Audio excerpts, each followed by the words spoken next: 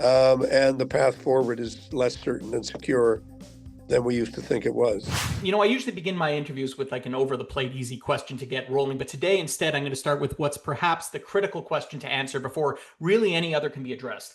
And that question really has to do with realpolitik and the shifting power in the current international political system. From a global perspective, just so that I understand your mental framework and can ask questions in that regard, as we enter into the second half of 2025, is the global international political framework an American led one, a multipolar one, a Chinese one? And more importantly, if you were to imagine yourself answering that question in 4 years' time, do you anticipate having a bit of a different answer to that? Well, first of all, Mark, let's try to keep it as simple as we can. Politics, whether it's local, national, or international, uh, is always about two principal things.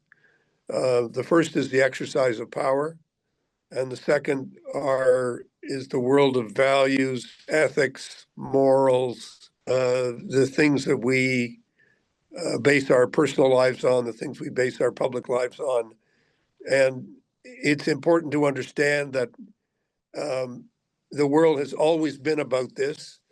And sometimes people clothe um, their power with a ton of values, and sometimes people exercise their power without much consideration as to the values behind them. Some people have a very transactional view of things. Um, and then there is the other reality of life, which is that in every context, there are always bad people who are seeking more power and have no ethical framework in which that power should be exercised, which is what totalitarianism is all about. Not a new phenomenon, but it's certainly the key phenomenon of the 20th century.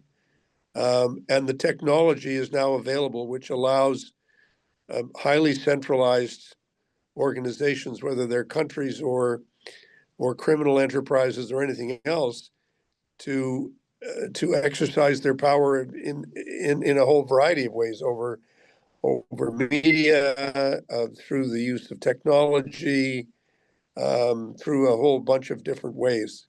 So the world we're in now is definitely very messy. It's I think for many of us, I think we've come away from a time when um, we thought we could count on certain things. We thought the world would work in a certain way, but I think we're increasingly understanding that we can count on less, and the path forward is less certain and secure than we used to think it was.